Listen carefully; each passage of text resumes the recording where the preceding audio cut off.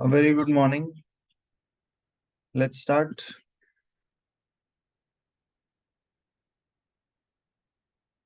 तो कल हमने बीसीके शुरू किया था। एक बार फर्स्ट चैप्टर हम इंट्रोडक्शन वाला ही देख रहे हैं। एक बार जस्ट मैं आपको ब्रीफ करवा देता हूँ कि कल हमने क्या क्या पढ़ा था। ठीक है, उसके बाद आगे स्टार्ट करते हैं। तो जैसा मैंने कल भी बताया कि सब्जेक्ट के दो पार्ट्स हैं। पेपर नंबर 4 है जो दो हिस्सों में बटा हुआ है। एक है इकोनॉमिक्स 60 मार्क्स के लिए और दूसरा है बीसीके 40 मार्क्स के लिए। तो हमने शुरुआत की है बीसीके से। जैसे ही बीसीके खत्म होगा हम फिर इकोनॉमिक्स से शुरुआत करेंगे। ठीक है, तो बीसीके का हमने इंट्रोडक्शन लिया था। इंट्रोडक्टरी चैप्टर है कि बीसीके क्या है, बच्चों के लिए भी नया है, तो इन्होंने इंट्रोडक्शन करके एक चैप्टर अलग से डाल दिया ताकि बच्चों को पता चले। ठीक है, तो सबसे पहले हमने बात की थी ह्यूमन एक्टिविटीज के बारे में। इंसान खाली नहीं बैठ सकता ना, तो इंसान दो चीजें करता है एक्टिविटीज में, या तो वो इकोनॉमिक एक्टिविटीज होती है या फिर नॉन इकोनॉमिक एक्टिविटीज होती है। इकोनॉमिक एक्टिविटीज यानी कि जहाँ पे आपका जो पर्पस है वो है पैसा कमाना। तो जो भी तुम कर रहे हो उसके पीछे अगर तुम्हारा मोटिव है टू अर्न अ लाइवलीहुड, पैसा कमाना या इनकम जनरेट करना तुम्हारा ऑब्जेक्टिव है, तो वो सब इकोनॉमिक एक्टिविटीज में आता है। नॉन इकोनॉमिक एक्टिविटीज यानी कि हमने देखा नॉन इकोनॉमिक यानी कि वो सारी चीजें जो आप आउट ऑफ, आप बोल सकते हो सेल्फ इंटरेस्ट, या out of sentimental reasons, emotional reasons, और भी बहुत सारे रीजंस है अदर देन इनकम जनरेशन, वो सब आपकी चीजें आती हैं नॉन इकोनॉमिक एक्टिविटीज में। एग्जाम्पल के तौर पे अगर आपने आपका कोई कैफे वगैरह शुरू किया है तो वो एक इकोनॉमिक एक्टिविटी है। क्यों? क्योंकि आप उससे पैसा कमाने वाले हैं। नॉन इकोनॉमिक एक्टिविटी यानी कि सपोज करो आप कहीं रेस्टोरेंट वगैरह में, सॉरी रेस्टोरेंट नहीं, आप कहीं लंगर वगैरह करने जाते हैं, खाना वगैरह खाते हैं, वहां फ्री फूड मिलता है, तो वो सब नॉन इकोनॉमिक एक्टिविटी है। ठीक है, तो ऐसा बिल्कुल नहीं है कि इकोनॉमिक एक्टिविटीज का ही इम्पोर्टेंस है और नॉन इकोनॉमिक का बिल्कुल इम्पोर्टेंस नहीं है, ऐसा कुछ नहीं। फिर उसके बाद हमने बात की बीसीके के बारे में कि बीसीके एग्जैक्टली है क्या, तो डोमेन्स के बारे में समझने की कोशिश की। बिजनेस एंड कमर्शियल नॉलेज में आप पूरा या तो बिजनेस के बारे में बात करेंगे हम, या फिर हम जनरल कॉमर्स के बारे में बात करेंगे। ठीक है, तो बहुत ज्यादा वास्ट है बीसीके, बहुत ज्यादा वास्ट। जितने टाइप के बिजनेस, जितने टाइप की इंडस्ट्रीज, उतना आपका बीसीके का जो वास्टनेस है वो बढ़ता ही चला जाता है। फिर एक्लेक्टिक है, मल्टी डिसिप्लिनरी है, बहुत सारे अलग अलग डिसिप्लिन से, डिसिप्लिन यानी कि सब्जेक्ट्स, अलग अलग सब्जेक्ट से आपका बीसीके जो है वो बनता है। तो एक कोई स्पेसिफिक सब्जेक्ट नहीं है जो आप बीसीके में पढ़ते हो। बहुत बिजनेस करने के लिए आपको बहुत सारे अलग अलग सब्जेक्ट्स की नीड होती है, रिक्वायरमेंट होती है। ओके, और लास्ट है हमारे पास बहुत simple, it is ever evolving and expanding. बहुत ज्यादा एक्सपांड हो रहा है, बहुत ज्यादा तेजी से इवॉल्व हो रहा है। तो ऑफ कोर्स सी बात है कि आपको यहाँ पे जरूरत है बीसीके पढ़ने की, बीसीके में अपडेटेड रहने की कि क्या नई टेक्नोलॉजीज आ रहे हैं, क्या क्या चेंजेस हो रहे हैं, उन सब के बारे में। एक सेकंड, जस्ट मुझे मैसेज डालने दो।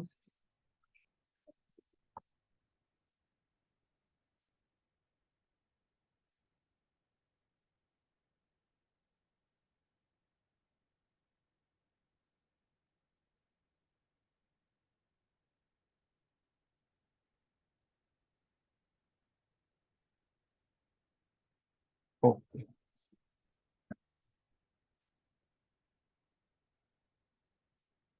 तो आगे बढ़ते हैं।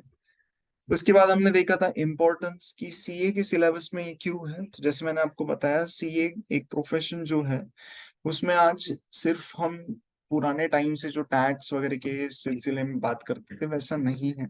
अब हम बहुत सारी अलग अलग चीजें प्रोवाइड करते हैं। उसमें मेनली जो आज रेवेन्यू आ रहा है सीएस को, जो पैसा कमा रहे हैं वो बड़ा पैसा कमा रहे हैं ऑडिट और कंसल्टेंसी सर्विसेज से, कि बिजनेस आपका कैसे ग्रो करेगा, वो भी एक गाइडेंस सीए दे रहा है। तो सीए के सिलेबस में ये इसलिए है क्योंकि अगर आपको पता ही नहीं है कि क्लाइंट का बिजनेस क्या है, आप उसके क्लाइंट के बिजनेस को समझ ही नहीं पा रहे हो, तो आप उसको क्या एडवाइस दोगे, क्या कंसल्टेंसी दोगे? इसलिए उस बिजनेस को समझने के लिए, वो बिजनेस एक्यूमेन बिल्ड करने के लिए हमारे पास ये एक छोटा सा पार्ट इन्होंने इंट्रोड्यूस किया था, आईसीएम। आगे बढ़ते हैं। फिर मैंने बताया था ये सब इंस्टाग्राम पे ये चैनल्स या न्यूज़पेपर्स को फॉलो कर लेना, ताकि तुम्हारी फीड में अच्छी अच्छी बातें भी आती रहे बाकी चीजों के अलावा। फिर हमने बात करना शुरू किया था बिजनेस के बारे में, कि बिजनेस एक इकोनॉमिक एक्टिविटी है।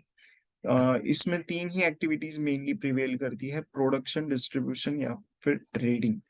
तो आप तीनों भी कर सकते हो या तीनों में से कोई भी एक भी कर सकते हो, तीनों भी बिजनेस के पर्सपेक्टिव में ही आते हैं। फिर एग्रीकल्चर के बारे में बात की, तो एग्रीकल्चर क्या है कि इंडस्ट्री और बिजनेस है? तो आंसर बहुत सिंपल है इसका, इट डिपेंड्स। कि अगर आप इनकम टैक्स के पॉइंट ऑफ व्यू से देख रहे हो तो एग्रीकल्चर पे टैक्स नहीं लगता, जैसे मैंने बताया कल। और और इसलिए एग्रीकल्चर एक बिजनेस नहीं है। लेकिन इन जनरल अगर देखा जाए तो एग्रीकल्चर एक बिजनेस ही है। उसके बाद हमने बात की बिजनेस, प्रोफेशन और एम्प्लॉयमेंट के बारे में। बिजनेस के अलावा जो भी अलग ऑक्यूपेशंस है वो सब के बारे में हमने बात करना शुरू किया था। तो बिजनेस, प्रोफेशन और एम्प्लॉयमेंट, ये आपने 11th या 12th में ओसी वाले इसमें भी ये सेम टेबल देखा रहेगा। यहाँ पे आपको एक चीज बताऊं क्या, ऑनेस्टली, कि आपको कोई भी रट्टा नहीं मारना है। यहाँ पे आपके मार्क्स जो है वो इस बेसिस पे नहीं मिलने वाले हैं कि आप कितना ज्यादा याद रख के, कितने ज्यादा पॉइंट्स लिख के आते हो, उस सब पे आपको मार्क्स नहीं मिलने वाले। यहाँ पे आपको मार्क्स मिल रहे हैं सिर्फ और सिर्फ अंडरस्टैंडिंग लेवल पे। तो हमेशा कोशिश करो कि योर कंसेप्ट्स आर क्लियर। ठीक है? तो बिजनेस जो है, इसमें बहुत सारी एक्टिविटीज आती है, सर्विसेज भी, गुड्स डिस्ट्रीब्यूशन, प्रोडक्शन, सब कुछ आता है। प्रोफेशन में आप सिर्फ एक कुछ स्पेशलाइज सर्विसेज प्रोवाइड कर रहे हो, और एम्प्लॉयमेंट में हम किसी और के लिए काम कर रहे हैं, वेजेस, सैलरीज हमको मिल रहे हैं। एक और बात, जैसे मैंने कल भी एग्जांपल दिया था बार्बर वाला, उसके बाद सपोज करो आपके पास कोई सलोन वगैरह है या हेयर स्पा वगैरह, ऐसी कोई सर्विसेज आप प्रोवाइड कर रहे हो, तो वो सब के लिए अगर स्पेशलाइज नॉलेज नहीं चाहिए, प्रिस्क्राइब क्वालिफिकेशन नहीं चाहिए, तो वो बिजनेस के अंडर ही आएगा, प्रोफेशन में नहीं जाएगा। ये सारी चीजें प्रोफेशन में नहीं जाती। प्रोफेशन में जाता है क्या, सीए है, डॉक्टर है, वो सब चीजें जिसके लिए प्रिस्क्राइब क्वालिफिकेशन चाहिए, वो जाता है। फिर इन तीनों में सबसे ज्यादा अनसर्टेनिटी जो है, कि आज पैसा कमाया, कल कमाएंगे कि नहीं कमाएंगे पता नहीं, तो वो लीस्ट सर्टेनिटी जो है वो बिजनेस के पास है। बाकी सब थोड़ा थोड़ा क्वाइट सर्टेन है। स्टेबिलिटी भी बिजनेस की बहुत ज्यादा अनसर्टेन है।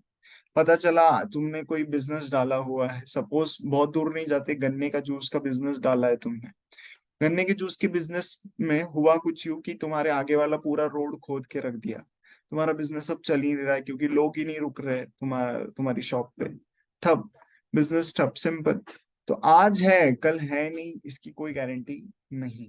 तो बिजनेस इज वेरी अनसर्टेन, बहुत बड़ा रिस्क उठाता है एक बिजनेस पर। तो यहाँ तक कल हमने बात की थी, अभी मैं सिर्फ रिवाइज ही करवा रहा था। रोज हमारा यही है काम, आते ही सबसे पहले हम पिछले पढ़ाया हुआ रिवाइज करेंगे, उसके बाद हम आगे बढ़ेंगे। तो लेट्स स्टार्ट, जैसे मैंने कल बताया था, अलग अलग कैरेक्टरिस्टिक्स पढ़ते हैं अब बिजनेस के बारे में। तो एक बिजनेसमैन जो है वो किसी के पास भी जॉब मांगने नहीं जाता, उल्टा लोग उसके पास आते हैं कि हमको जॉब दे दो।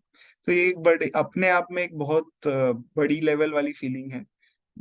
तुम अब अगर कभी प्रैक्टिस स्टार्ट करोगे ना, तो तुम्हें पता चलेगा कि जॉब क्रिएट करना क्या होता है। वो सेंस ऑफ रिस्पॉन्सिबिलिटी भी बहुत ज्यादा होती है कि आपके अंडर लोग काम कर रहे हैं जिनको आपको हर महीने कुछ एक स्पेसिफिक अमाउंट तनख्वाह वगैरह देनी है। तो जॉब क्रिएशन एक बहुत बड़ी रिस्पॉन्सिबिलिटी है, वो आप कर रहे हो बिजनेस में। नेक्स्ट अगर मैं बात करूं तो provides momentum for economic growth and development. तो जितना भी जीडीपी में कंट्रीब्यूशन है, सबसे ज्यादा कंट्रीब्यूशन जो आता है वो बिजनेस से आता है।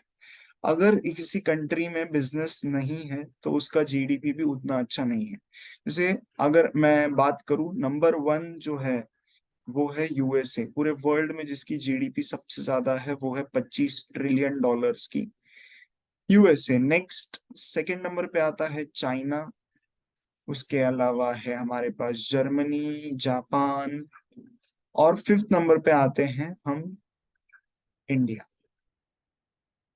तो ये अलग क्या कर रहे हैं, और हमारी इकोनॉमी ज्यादा बड़ी नहीं है, 3 ट्रिलियन डॉलर्स वगैरह तक अब अभी हम पहुंच रहे हैं, ऐसा समझो। चाइना और यूएसए में बहुत बड़ा गैप नहीं है। मेरा ऐसा मानना है, और दुनिया में बहुत सारे लोगों का ऐसा मानना है, कि चाइना थोड़े टाइम में यूएसए को जीडीपी में भी बीट कर देगा। तो ऐसा क्या अलग कर रहे हैं ये लोग जो हम नहीं कर रहे हैं? बहुत सिंपल सी बात है, वो है बिजनेस। जितने नंबर ऑफ बिजनेस, जितने नंबर ऑफ स्टार्टअप्स आप बोल सकते हो यूएसए या फिर चाइना में खुल रहे हैं, जितने नंबर ऑफ बिजनेसेस चाइना में हो रहे हैं, यूएसए में हो रहे हैं, उतने इंडिया में नहीं हो रहे हैं। तो अगर आपको आगे बढ़ना है, आपकी इकोनॉमी को आगे बढ़ाना है, तो आपको ज्यादा से ज्यादा बिजनेसेस की जरूरत है, ज्यादा एम्प्लॉयमेंट क्रिएशन की जरूरत है। तभी जाके आपका इकोनॉमी पूरा ग्रो करेगा। नेक्स्ट है डिस्टिंग्विशिंग कैरेक्टरिस्टिक बिजनेस की, अगर मैं बात करूं तो यहाँ पे आपको पहले पैसा डालना पड़ता है। ऐसा कोई भी बिजनेस नहीं है जो जीरो इन्वेस्टमेंट पे स्टार्ट होता है, कोई भी बिजनेस नहीं है।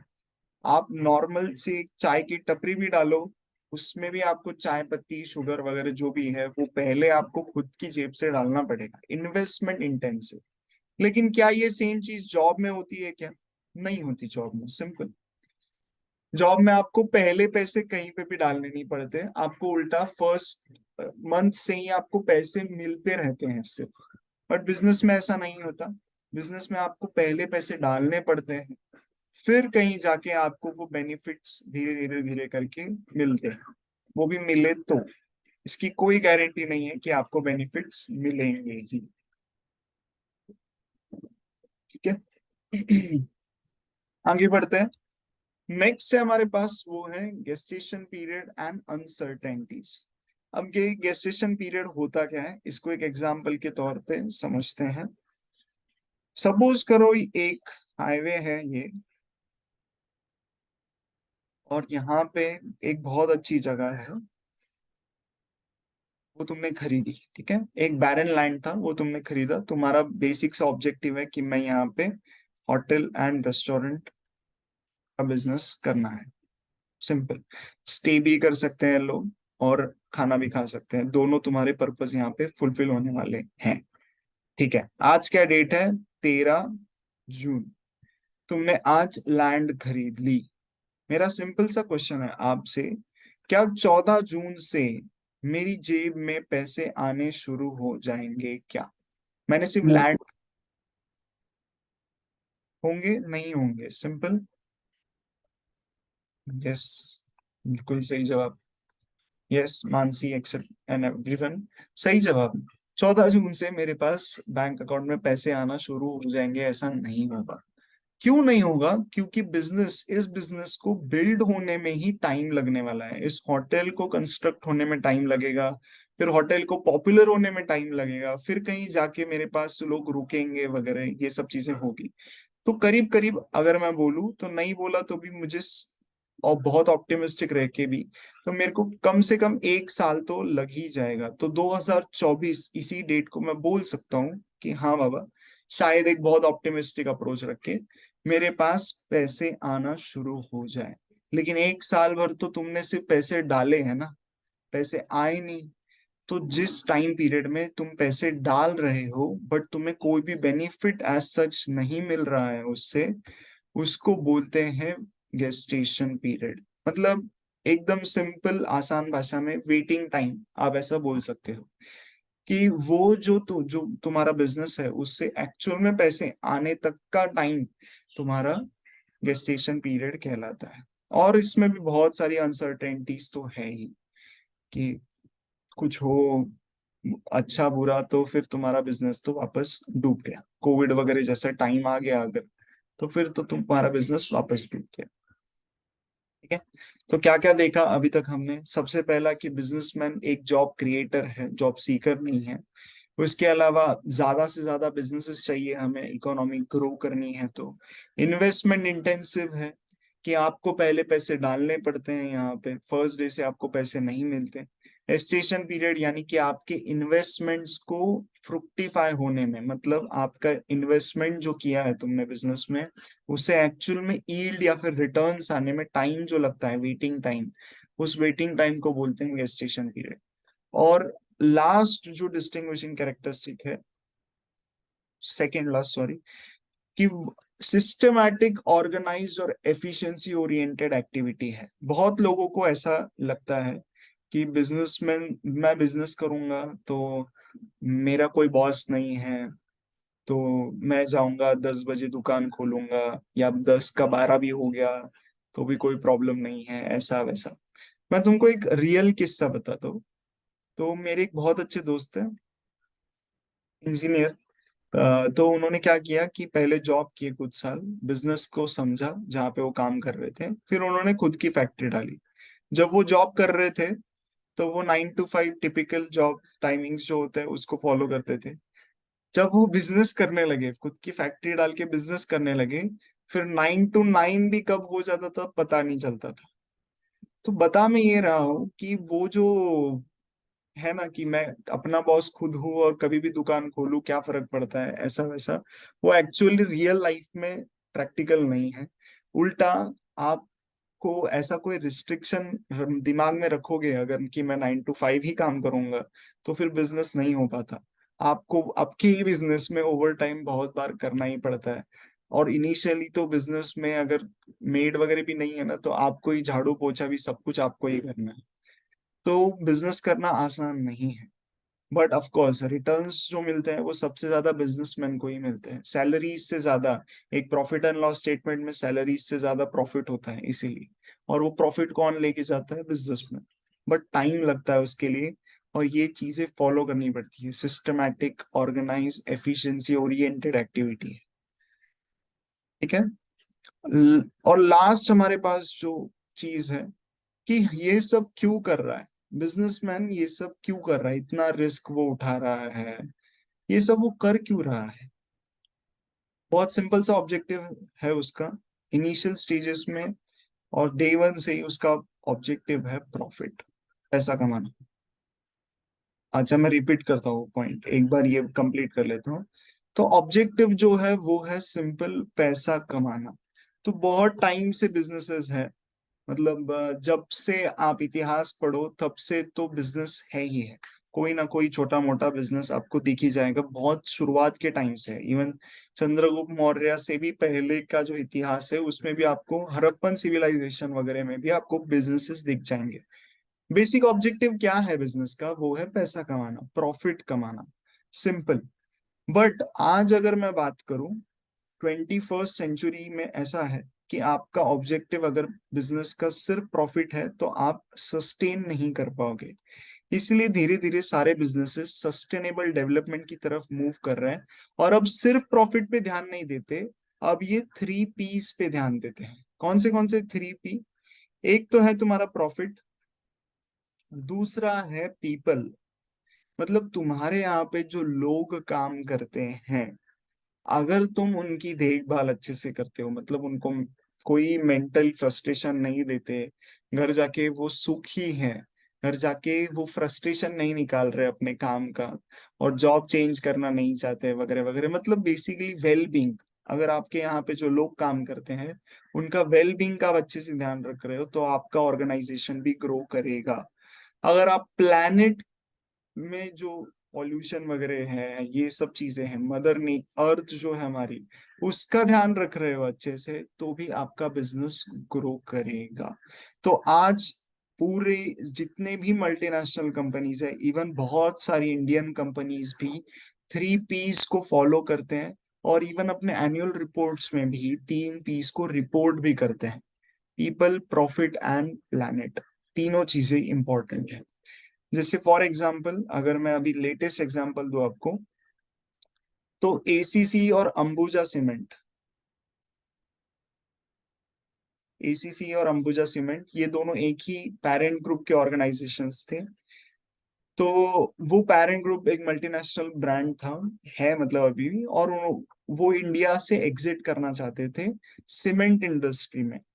अब ऐसा क्यों है कि अच्छा खासा चलता हुआ बिजनेस, एसीसी, अंबुजा और अल्ट्राटेक, ये तीनों टॉप के ब्रांड्स है सीमेंट में। अगर थोड़ा बहुत आपको कंस्ट्रक्शन का नॉलेज हो तो सीमेंट में टॉप के ब्रांड्स है, फिर भी क्यों बेचना चाहते हैं? प्रॉफिटेबल बिजनेस क्यों बेचा इन्होंने?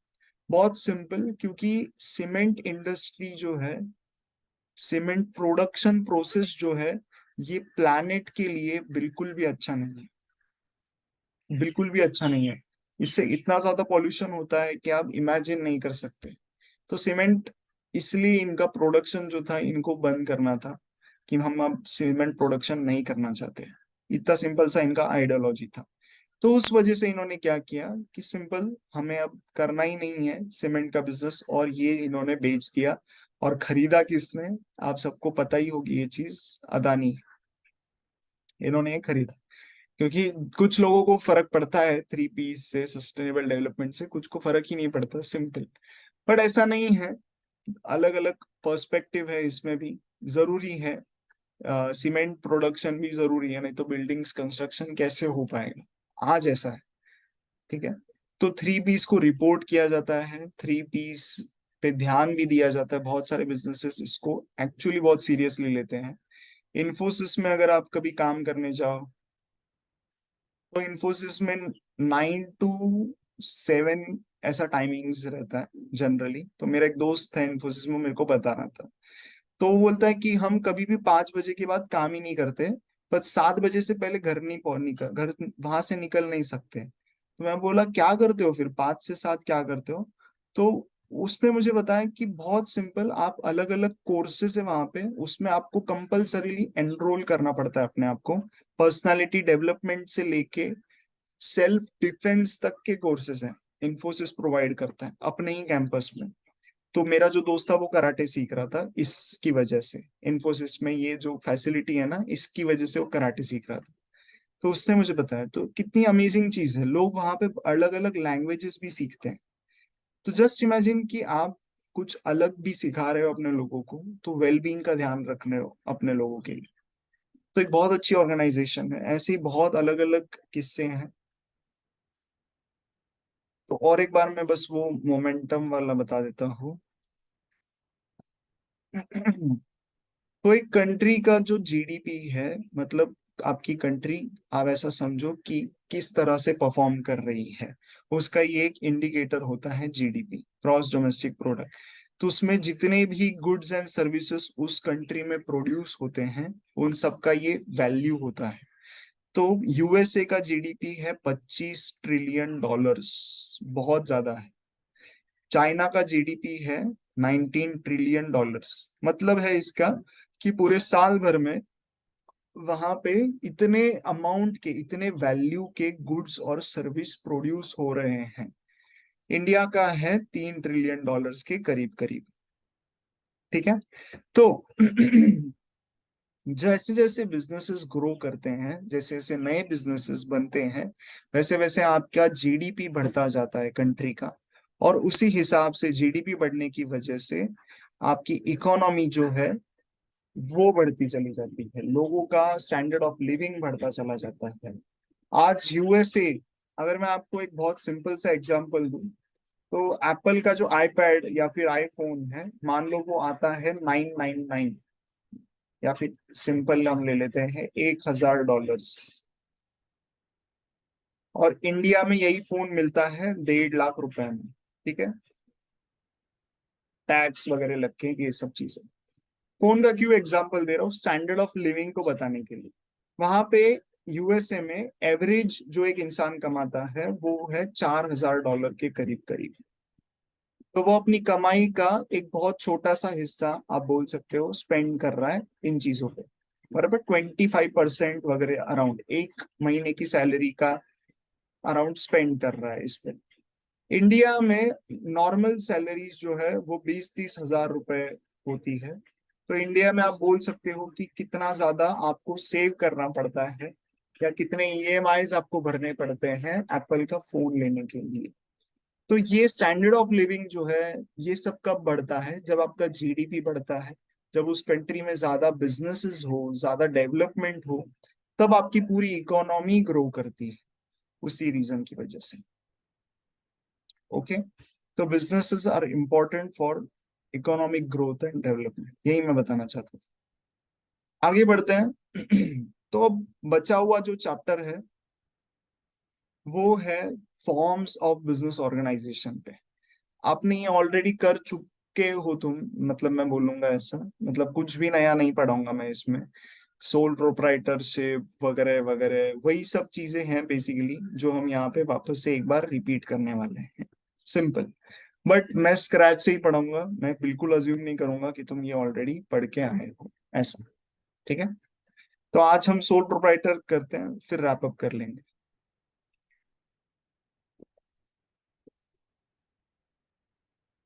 आगे बढ़ने से पहले किसी कोई डाउट है अभी तक जो पढ़ा है उसमें, तो आप माइक ऑन करके पूछ सकते हो, चैट बॉक्स में डाल सकते हो, कोई रिस्ट्रिक्शन नहीं है। Any doubts anyone?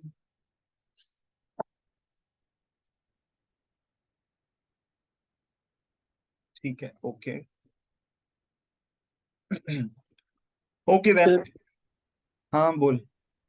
अ, अगर किसी देश का जीडीपी बढ़ाना है और बिजनेस उसमें बहुत है, लेकिन हम्म। अगर उतना पॉपुलेशन ही नहीं है कि इतने कंज्यूमर्स ही नहीं हो रहे, हम्म। तो उस बिजनेसेस का क्या फायदा? बहुत बहुत अच्छे। आपको पता है जापान कितना छोटा सा देश है? मैंने बताया था ये शायद। केरला जो है हमारा, उससे भी बहुत छोटा है। बराबर, जापान का पॉपुलेशन तो हर साल गिर रहा है। फिर भी इतना छोटा देश, इतना छोटा देश, इंडिया जैसे बड़े लैंडमास में, जहाँ पे पॉपुलेशन भी ज्यादा है, सारे अच्छी चीजें हैं हमारे पास, ऐसा कुछ भी नहीं है जो खराब है। पॉपुलेशन अच्छा है, हमारे पास कंज्यूमर्स बहुत है, हमारे पास आप बोल सकते हो एरिया बहुत है, लैंडमास बहुत है हमारे पास। जापान के पास वो सब कुछ भी नहीं है। इवन जर्मनी के पास भी वैसा कुछ भी नहीं है। जर्मनी मतलब आप एक समझ लो राजस्थान या फिर मध्य प्रदेश जितना है, बस उतना ही है। फिर भी ये हमसे आगे क्यों है? क्योंकि ये एक्सपोर्ट करते हैं। सिंपल सी बात है। ये अपने सर्विसेज अगर आपके कंट्री में कंज्यूम ना हो रहे हो तो बहुत सिंपल सी बात है, उसको एक्सपोर्ट करो और वहां से पैसा कमाओ, बाकी के देशों से पैसा कमाओ। इतना दूर जाने की जरूरत ही नहीं है, मतलब ये बहुत बड़े बड़े एग्जांपल्स दे दिए मैंने। स्विट्जरलैंड सुना है तुमने? स्विट्जरलैंड को इनोवेशन हब बोला जाता है पूरे वर्ल्ड का। अब स्विट्जरलैंड का जो एरिया है वो बहुत छोटा है, ठीक है, बहुत ज्यादा छोटा है। और इवन अगर मैं बोलूँ तो पूरा सिर्फ पहाड़ ही पहाड़ है, जिससे हमारा जम्मू कश्मीर है ना, उससे बहुत गुना सुंदर स्विट्जरलैंड है। बट सिर्फ पहाड़ ही पहाड़ है आजू बाजू में, बाकी और कुछ देखने को नहीं मिलता तुमको, आल्प्स माउंटेन सिर्फ। वहां पे वर्ल्ड का इनोवेशन हब है। तो और उनकी इकोनॉमी अच्छी कर रही है, बहुत अच्छा कर रही है, मतलब ऑफ कोर्स टॉप 5 में नहीं है, बट बहुत अच्छा कर रहे हैं वो लोग। क्यों कर रहे हैं अच्छा? बहुत सिंपल सी बात है।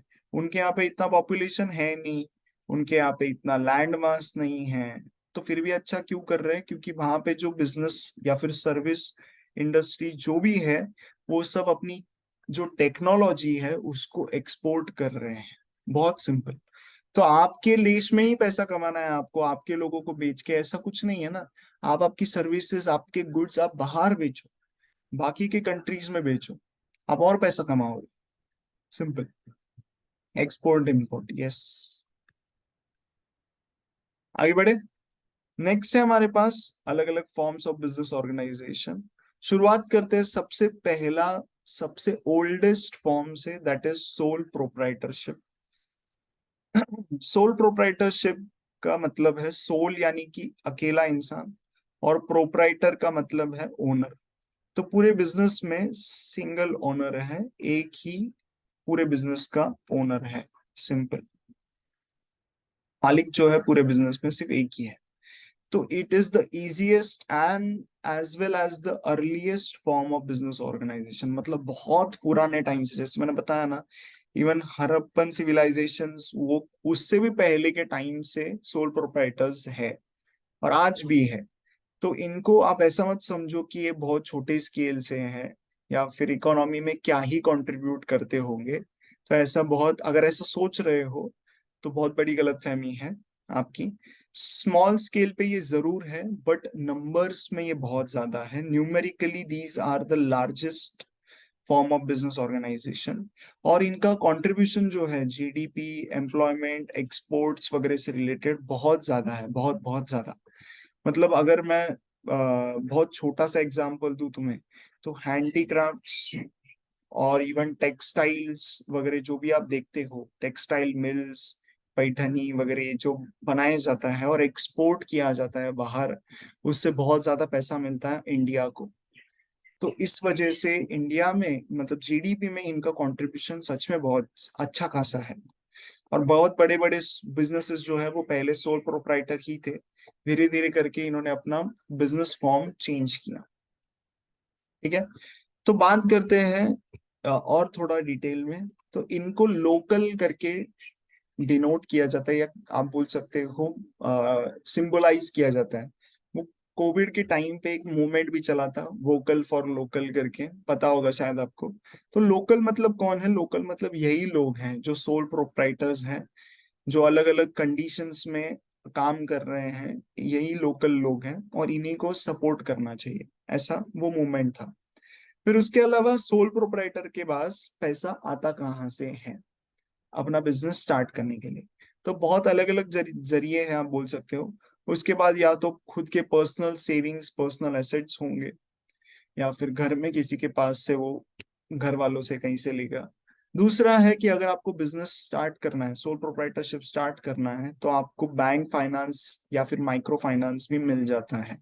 इवन सीए बनने के बाद आपको कोई मतलब आपको प्रैक्टिस शुरू करनी है, तो भी आप बोल सकते हो कि मतलब बहुत सारी बैंक्स है जो सीए प्रैक्टिस के लिए भी 40 लाख तक का लोन दे देती हैं आपको। उसमें एक है आईडीएफसी बैंक करके है। रोज फोन आते हैं मुझे, इसलिए मुझे ये पता है। रोज फोन आते हैं, मैंने उनको बहुत बार बताया कि नहीं करना, मुझे नहीं लोन चाहिए, बट फिर भी परेशान तो करते ही है, उनका काम ही वही है, क्या कर सकते हैं। तो ये इन इन जगहों से पैसा इकट्ठा करते हैं। फिर सोल प्रोप्राइटर्स के फीचर्स क्या है और मेरिट्स, लिमिटेशंस, इनके बारे में बात करते हैं। बट इसमें से कोई भी चीज आपको रट्टा नहीं मारनी है। यहाँ पे मैंने बताया ना, 10 मार्क का क्वेश्चन है, 10 पॉइंट्स लिखो, मार्क्स मिलेंगे आपको 9 या फिर 8, ऐसा कुछ नहीं है। यहाँ पे सिर्फ और सिर्फ अंडरस्टैंडिंग लेवल पे खेल है। अगर आपको समझा तो आपके मार्क्स मिल जाएंगे, अगर आपको नहीं समझा तो आपको मार्क्स नहीं मिलेंगे। तो रट्टा मार के यहाँ पे कुछ नहीं होता, सिंपल। ठीक है, तो सोल प्रोप्राइटर्स फीचर्स देख लेते हैं। सबसे पहला कि वो खुद का बॉस है, ये उसके पास बहुत बड़ी ऑटोनॉमी है। तो ये अच्छी बात है, आप किसी के और के लिए काम नहीं कर रहे हो, आपका कोई और, आपके अलावा और कोई बॉस नहीं, आप ही खुद के बॉस हो। सेकेंड फीचर है कि it is a sole provider of capital. अलग अलग मतलब पैसा कम पड़ता है, एक इंसान कितना ही पैसा रेस कर सकता है। तो लिमिटेशन है, साइज ऑफ बिजनेस का एक बहुत बड़ा लिमिटेशन है इस केस में। नेक्स्ट है हमारे पास विजिबिलिटी दिखती है, ओनर को आप कनेक्ट कर पाते हो पर्सनली। पर्सनली वो गल्ले पे बैठता है तो आपका उससे अच्छा रिश्ता बन जाता है, कस्टमर्स एंगेज हो पाते हैं उससे। फिर सोल बियरर ऑफ रिस्क है, ये एक बहुत बड़ा लिमिटेशन है कि कितना भी रिस्क हो, कितना भी लॉस हो, वो उसको अकेले बियर करना है। उसके अलावा अनलिमिटेड लायबिलिटी भी है साथ साथ में। अनलिमिटेड लायबिलिटी मतलब अगर कभी ऐसा हो, मान लो कि तुम्हारे बैलेंस शीट में लायबिलिटीज ज्यादा हो गए और एसेट्स कम हो गए, और तुम्हारा खुद का कैपिटल नेगेटिव में चल रहा है, तो उस केस में तुम्हारे खुद के जो पर्सनल एसेट्स है, कार, खुद के घर के फर्नीचर वगैरह, वो सब भी बिक जाएंगे। तो एक बहुत बड़ा लिमिटेशन है ये अनलिमिटेड लायबिलिटी। नेक्स्ट है हमारे पास fate as a going concern. अगर गोइंग कंसर्न का कंसेप्ट आपको पता है कि अगर उस ओनर को कुछ हो गया तो वो बिजनेस चलेगा या नहीं चलेगा? तो सोल प्रोप्राइटर के केस में वो बिजनेस नहीं चलेगा। ऐसा बिल्कुल भी जरूरी नहीं है, ये भी पॉइंट साथ में बता देता हूँ, सक्सेशन ऑफ ओनरशिप। ऐसा बिल्कुल भी जरूरी नहीं है कि आप जो बिजनेस कर रहे हैं आपकी आने वाली जनरेशन भी वही बिजनेस करेगी, ऐसा बिल्कुल भी नहीं, जरूरी नहीं है। मेरा एक दोस्त था, उसके पापा की बहुत बड़ी चाय की दुकान थी। तो मेरे दोस्त ने बोला कि मैं दुकान पे नहीं बैठूंगा, मैं जॉब करूंगा। सिंपल। तो चाय की दुकान का अब लीगल हायर तो है, वैसे देखा जाए तो ऑफ कोर्स उसको प्रॉपर्टी वगैरह वो सब मिलेगा लॉ ऑफ इनहेरिटेंस की वजह से, लेकिन वो बिजनेस चलाएगा नहीं। तो business as a going concern को एक बहुत बड़ा खतरा है सोल प्रोप्राइटरशिप में। ठीक है। तो यही कुछ फीचर्स, मेरिट्स और डीमेरिट्स थे। आगे हम और बात करेंगे एचयूएफ और बाकी सब जो तुमने ऑलरेडी पढ़ा हुआ है उसी के बारे में, बट स्क्रैच से। ठीक है। तो मिलते हैं कल ऑफलाइन में, तब तक के लिए गुड बाय।